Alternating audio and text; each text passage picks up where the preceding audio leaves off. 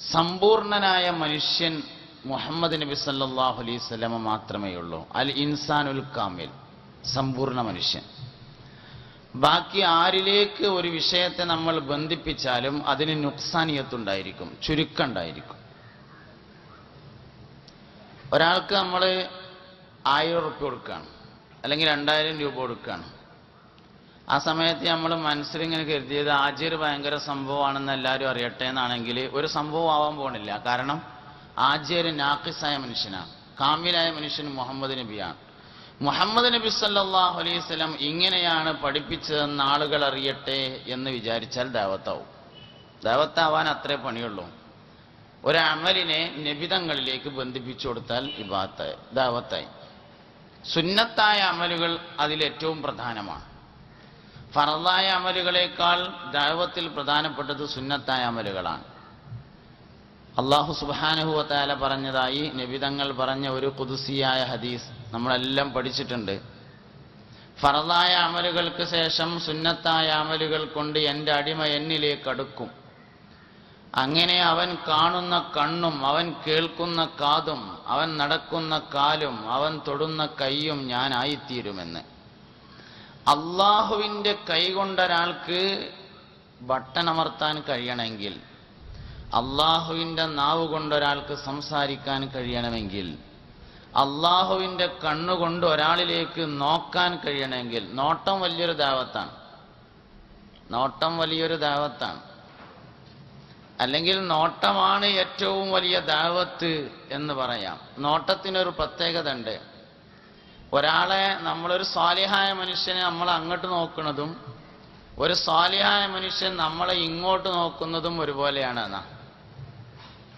അതുകൊണ്ടാണ് പ്രസവിക്കപ്പെട്ട കുട്ടിയെ ആദ്യമായി ഉമ്മാക്ക് കാണിച്ചു കൊടുക്കാൻ കാരണം. കുട്ടിയെ സംബന്ധിച്ച് ഏറ്റവും സ്വാലിഹ് അവന്റെ ഉമ്മയാണ്. കാരണം അൽ ജന്നത്തു തഹ്ത അഖ്ദാമിൽ ഉമ്മഹാത്ത് ഹബീബുന റസൂലുള്ളാഹി, ഉമ്മാന്റെ കാലിന്റെ ഓട്ടിലാണ് സ്വർഗം എന്ന് മുത്തുനബി സല്ലല്ലാഹു അലൈഹി വസല്ലം തങ്ങൾ പഠിപ്പിച്ചതാണ്. അതുകൊണ്ടൊരു കുട്ടിയെ സംബന്ധിച്ച് ഏറ്റവും സ്വാലിഹ് അവന്റെ ഉമ്മയാണ്. അതുകൊണ്ടൊരു കുട്ടി ജനിച്ചു വന്ന ഉടനെ ഉമ്മാക്ക് കാണിച്ചു കൊടുക്കും. സ്വാഭാവികമായും കുട്ടിയെ ഉമ്മാക്ക് കാണിച്ചു കൊടുക്കുന്ന സമയത്ത് കുട്ടികൾ മനുഷ്യരെ നോക്കാൻ തുടങ്ങിയിട്ടുണ്ടാവില്ല. കുട്ടികൾ മനുഷ്യരെ പെട്ടെന്ന് നോക്കൂല, കുറെ കാലം കഴിഞ്ഞിട്ട് നോക്കുള്ളൂ. ജനിച്ചു വന്ന ഉടനെ കുട്ടി വെള്ള വസ്ത്രം കണ്ടാൽ നോക്കും, വെളുപ്പിലേക്ക് നോക്കും, പിന്നെ ലൈറ്റിലേക്ക് നോക്കും. അങ്ങനെയാണ് കുട്ടികളുടെ സ്വഭാവം. അത് മാലാഖമാരുടെ ലോകവുമായി അവർക്കുള്ള ബന്ധത്തെ സൂചിപ്പിക്കുന്നതാണ് ആ നോട്ടം. അപ്പോ പ്രസവിക്കപ്പെട്ട ഉടനെ ഉമ്മാക്ക് കാണിച്ചു കൊടുത്താല് കുട്ടി ഉമ്മയെ നോക്കുന്നുണ്ടായിരിക്കില്ല. പക്ഷെ അത് വേണ്ട, ഉമ്മ ഇങ്ങോട്ട് കണ്ടാലും മതി. ഒരു സ്വാലിഹായ മനുഷ്യനെ, പാണക്കാട് സയ്യിദ് ഹൈദർ അലി ശിഹാബ് തങ്ങളെ നമ്മൾ അങ്ങോട്ട് കാണുന്നതും ഹൈദർ അലി ശിഹാബ് തങ്ങൾ നമ്മളെ ഇങ്ങോട്ട് കാണുന്നതും ഒരുപോലെയാണ്. ഇങ്ങോട്ട് നോക്കണമെന്നില്ല, നോക്കണോടത്ത് നമ്മൾ ഉണ്ടായാലും മതി, നോട്ടത്തിൽ പെട്ടാൽ മതി. നമ്മളെ നോക്കണമെന്നില്ല, എവിടേക്കോ നോക്കിയപ്പോൾ അവിടെ നമ്മളുണ്ടായത്, അങ്ങനെ ആയാലും മതി. നോട്ടത്തിന് അത്രയും വലിയ പ്രത്യേകത ഉണ്ട്. അപ്പോൾ ഏറ്റവും പ്രധാനപ്പെട്ട ദഅവത്തിന്റെ ഒന്നാം മാധ്യമം നോട്ടം തന്നെയാണ്. കണ്ണാണ് ഏറ്റവും പ്രധാനം. അപ്പൊ കണ്ണില്ലാത്ത ആളോ? കണ്ണില്ലാത്ത ആളെ ദഅവത്തിനെ കുറിച്ച് ഖുർആൻ പറഞ്ഞിട്ടുണ്ട്. അവൻ ബസീറത്തിനെയാണ് ഉപയോഗപ്പെടുത്തുന്നത്, അകങ്കാഴ്ചയെയാണ് ഉപയോഗപ്പെടുത്തുന്നത്. കണ്ണുകൊണ്ടുള്ള കാഴ്ചയേക്കാൾ പ്രധാനപ്പെട്ടതാണ് കൽബ് കൊണ്ടുള്ള കാഴ്ച. ശരിക്ക് കൽബ് കൊണ്ട് കാണണമെങ്കിൽ കണ്ണ് അടയണം എന്നാണ്. ബഹുമാനപ്പെട്ട ഹുജ്ജത്തുൽ ഇസ്ലാം അബൂ ഹാമിദുൽ ഗസാലി റളിയല്ലാഹു അൻഹു ഒരു മനുഷ്യന്റെ ഹൃദയത്തെക്കുറിച്ച് വിശദീകരിക്കുമ്പോൾ തന്റെ കീമിയയിൽ പറയുന്നുണ്ട്, ഒരാളുടെ കൽബ്, ഒരാളുടെ ഹൃദയം, അതിൽ അല്ലാഹു സുബ്ഹാനഹു വ തആല നല്ല തിളങ്ങുന്ന ഒരു മുത്തിനെ നിക്ഷേപിച്ചു വെച്ചത് ആഴമുള്ള ഒരു കിണറിനോട് നമുക്ക് ഉപമിക്കാം എന്ന്. നല്ല ആഴമുള്ള ഒരു കിണർ, ആ കിണറിന്റെ അടിയിൽ നല്ല തിളങ്ങുന്ന ഒരു മുത്തുണ്ട്. ഈ കിണറിൽ തെളിവെള്ളം നിൽക്കുന്ന കാലത്തോളം അതിൻ്റെ അടിയിൽ നിന്ന് ആ മുത്ത് ആർക്കും കാണാം. പക്ഷേ എന്ത് സംഭവിച്ചു? ചളിവെള്ളം വരുന്ന 5 കൈത്തോടുകൾ ആ കിണറിലേക്ക് തിരിച്ചു വിട്ടു. 5 കൈത്തോടുകൾ ആ കിണറിലേക്ക് തിരിച്ചു വിട്ടു. ആ 5ലൂടെ വന്നതും ചളിവെള്ളമാണ്. ചളിവെള്ളം വന്ന് കൈത്തോടിലൂടെ വന്ന് അതിങ്ങനെ കിണറിലേക്ക് ചാടിയ കാരണത്താൽ കിണറിലെ വെള്ളം കലങ്ങിയപ്പോ കാണാതെയായി. ഇനി എപ്പോഴാ കാണുക? ആദ്യം ഈ വെള്ളം നിർത്തണം. കലങ്ങിയ വെള്ളം നിർത്തിയാൽ കിണറിലുള്ള വെള്ളം ഓട്ടോമാറ്റിക്കായിട്ട് തെളിയും. ഇത് ചാടുന്ന കാലത്തോളം തെളിയില്ല. എപ്പോഴാ ചാടൽ നിൽക്കുന്നത് അപ്പോൾ സ്വാഭാവികമായി ഒന്നും ചെയ്യേണ്ട ആവശ്യമില്ല. ഇത്തളിടൊന്നും വേണ്ട. ഇത്തളിടുന്നത് സ്പീഡാക്കാനാണ്. ഇത്തലിട്ട് കൊടുക്കുന്നത് സ്പീഡാക്കാനാണ്. സ്പീഡാക്കണം എന്നില്ല, സാവകാശമാണെങ്കിലും അത് തെളിഞ്ഞുകൊള്ളും. ചാട്ടം നിൽക്കണം എന്ന് മാത്രം. ഇവിടെ യഥാർത്ഥത്തിൽ ഈ ചാട്ടം നിർത്താൻ നമുക്ക് കഴിയുക എന്നതാണ് ഏറ്റവും പ്രധാനപ്പെട്ടിട്ടുള്ളത്. അപ്പൊ പുറത്തെ കണ്ണ് അടയുമ്പോഴാണ് അകത്തെ കണ്ണ് തുറക്കുന്നത്. ശരിക്കും ഏറ്റവും പ്രധാനപ്പെട്ട മാധ്യമം അകത്തെ കണ്ണാണ്. നമുക്ക് അകത്തെ കണ്ണ് തുറക്കാത്തതുകൊണ്ട് പുറത്തെ കണ്ണെങ്കിലും ഉപയോഗിക്കാൻ പറ്റണം. പുറത്തെ കണ്ണ് ഉപയോഗിക്കാൻ പറ്റണമെങ്കിൽ കണ്ണുകൊണ്ടുള്ള സുന്നത്തുകൾ പാലിക്കണം. അപ്പോഴാണ് ഒരാൾക്ക് കണ്ണുകൊണ്ട് ദഅവത്ത് ചെയ്യാൻ കഴിയുള്ളൂ. അള്ളാഹുവിന്റെ കണ്ണിനെ ഒരാൾക്ക് ഉപയോഗപ്പെടുത്താൻ കഴിയണമെങ്കിൽ കണ്ണുകൊണ്ടുള്ള സുന്നത്ത് പാലിക്കുന്നതായിരിക്കണം. എന്താ കണ്ണുകൊണ്ടുള്ള സുന്നത്ത്? കണ്ണുകൊണ്ടുള്ള സുന്നത്ത് ഖുർആനിലേക്ക് ഇങ്ങനെ നോക്കിയിരിക്കുക. ഖുർആനിലേക്ക് വെറുതെ നോക്കിയാലും കൂലിയാണ്. യാസീൻ സൂറത്ത് നമുക്ക് കാണാതെ അറിയും, കണ്ടിട്ടും അറിയും. എന്നാൽ തോനെ കൂലിയുള്ളത് കാണാതെ ഓതുന്നതിനല്ല. മുസാഫിക്ക് ഇങ്ങനെ നോക്കി ഓതുമ്പോൾ 2 കൂലിയാണ്. ഒന്ന് യാസീൻ ഓതിയ കൂലിയും കിട്ടും, രണ്ടാമത് ഖുർആനിക്ക് നോക്കിയ കൂലിയും കിട്ടും. കഅബയിലേക്ക് ഇങ്ങനെ നോക്കുക എന്നത് കണ്ണിന്റെ സുന്നത്താണ്. ഉമ്മയുടെ മുഖത്തേക്ക് വെറുതെ നോക്കിയിരിക്കുക എന്നത് കണ്ണിന്റെ സുന്നത്താണ്. പള്ളിയിലേക്ക് നോക്കുക എന്നത് കണ്ണിന്റെ സുന്നത്താണ്. ഗുരുനാഥനിലേക്ക് നോക്കുക എന്നത് കണ്ണിന്റെ സുന്നത്താണ്. സയ്യിദന്മാരിലേക്ക് നോക്കുക എന്നത് കണ്ണിന്റെ സുന്നത്താണ്. അള്ളാഹുവിന്റെ ജമാലിയത്തിനെ ആസ്വദിക്കണമെന്ന ലക്ഷ്യത്തോടുകൂടി ഭംഗിയുള്ളതിലേക്ക് നോക്കൽ കണ്ണിന്റെ സുന്നത്താണ്. അങ്ങനെ കണ്ണിന് ഒരുപാട് സുന്നത്തുകളുണ്ട്. അപ്പൊ കണ്ണിന്റെ സുന്നത്തുകൾ പാലിക്കുന്നവൻ കണ്ണുകൊണ്ട് ദഅവത്ത് നടത്താൻ കഴിയും. കയ്യിന്റെ സുന്നത്തുണ്ട്. കയ്യിന്റെ സുന്നത്ത് എന്താ? കയ്യിനെ അള്ളാഹുവിന് ഇഷ്ടപ്പെടുന്ന വഴിയിൽ ഉപയോഗപ്പെടുത്തുക. കാലിന്റെ സുന്നത്തും അങ്ങനെ തന്നെയാണ്. ഖൽബിന്റെ സുന്നത്തുണ്ട്.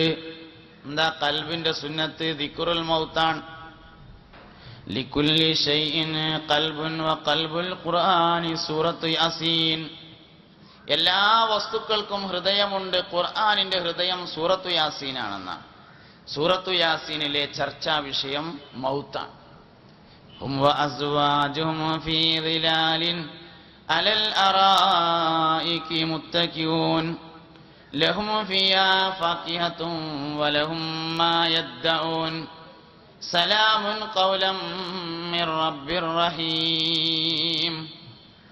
സൂറത്തു യാസീനിന്റെ പ്രമേയം എന്ന് പറയുന്നത് ദിക്റുൽ മൗത്താണ്. അക്സിറു ദിക്റ ഹാദിമിൽ ലദ്ദാത്ത് ഹബീബുനാ റസൂലുള്ളാഹി സല്ലല്ലാഹു അലൈഹി വസല്ലം. നിങ്ങൾ മരണത്തെ ഓർക്കലിന് അധികരിപ്പിക്കണമെന്ന് പറഞ്ഞു. ശരിക്കും മൃഗങ്ങളുടെ ഇബാദത്ത് ദിക്റുൽ മൗത്താണെന്ന് ബഹുമാനപ്പെട്ട ഇമാം ഷഹറാനി റളിയല്ലാഹു അൻഹു പറഞ്ഞിട്ടുണ്ട്. മൃഗങ്ങൾ എപ്പോഴും അവർ ചെയ്യുന്ന പ്രധാന ഇബാദത്ത് ദിക്റുൽ മൗത്താണ്. അതുകൊണ്ട് കോഴിയെ അറുക്കുന്നവൻ ഞാൻ മരിക്കുമല്ലോ എന്നാലോചിക്കണം. അപ്പോഴാണ് താൻ അറുത്ത് കളയുന്ന ജീവിയുടെ ഇബാദത്ത് അവൻ ഏറ്റെടുത്തവനാവുകയുള്ളൂ. മരം മുറിക്കുന്നവൻ 12 മണിക്കൂറിൽ കൂടുതൽ തസ്ബീഹ് ചൊല്ലണമെന്ന് ഇമാം ഷഹറാനി റളിയല്ലാഹു അൻഹു പറഞ്ഞിരിക്കുന്നു. കാരണം മരം 24 മണിക്കൂറും തസ്ബീഹ് ചൊല്ലുന്ന വസ്തുവാണ്.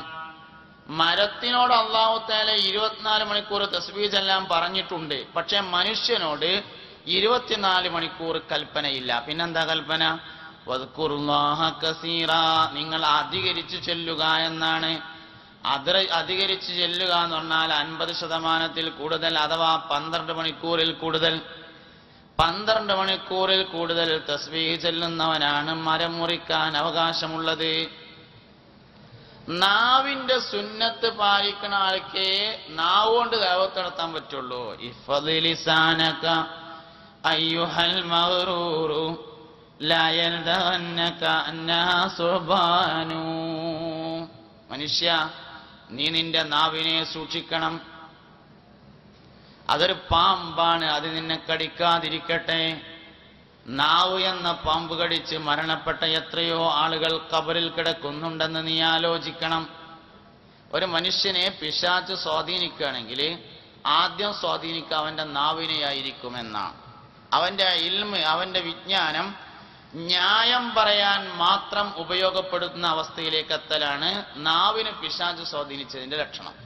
ശൈത്താനെ സ്വാധീനിച്ചപ്പോൾ അങ്ങനെ ഉണ്ടായത്. ഇബ്ലീസ് ലഅനത്തുല്ലാഹി അലൈഹി ആദ്യമായി ചെയ്തത് അവന്റെ ഇൽമിനെ ന്യായം പറയാൻ വേണ്ടി ഉപയോഗപ്പെടുത്തി. എന്തായിരുന്നു ന്യായം? ഖലഖ്തനീ മിൻ നാരിൻ വ ഖലഖ്തഹു മിൻ തീൻ. മണ്ണിനേക്കാൾ പ്രാധാന്യമുള്ള തീ കൊണ്ടല്ലേ എന്നെ പടച്ചത് എന്നതായിരുന്നു ന്യായം. അത് ശരിയാണ്, മണ്ണിനേക്കാൾ പ്രാധാന്യം തീയിനുണ്ട് എന്ന അവന്റെ വാദം ശരിയാണ്. പടച്ചോനോട് പറയേണ്ട വർത്താനല്ല എന്ന് മാത്രം. ഇതാണ് പ്രശ്നം. അപ്പൊ ഒരാളുടെ നാവിൽ പിശാച് കയറിയാല് അവന്റെ ഇൽമ് ന്യായം പറയാൻ മാത്രമേ ഉപയോഗപ്പെടുള്ളൂ എന്നതാണ്. ഇതാണ് ഇബ്ലീസ് ലഅനത്തുല്ലാഹി അലൈഹിൽ തന്നെ സംഭവിച്ചത്. അപ്പൊ നല്ലോണം സൂക്ഷിക്കണം. നാവിന്റെ സുന്നത്തുകൾ വളരെ പ്രധാനപ്പെട്ടതാണ്. നാവിന്റെ ഏറ്റവും പ്രധാനപ്പെട്ട സുന്നത്ത് സംസാരിക്കാതിരിക്കലാണ്, സംസാരിക്കലല്ല. നാവിന്റെ സുന്നത്ത് സംസാരിക്കലല്ല, സംസാരിക്കാതിരിക്കലാകുന്നു.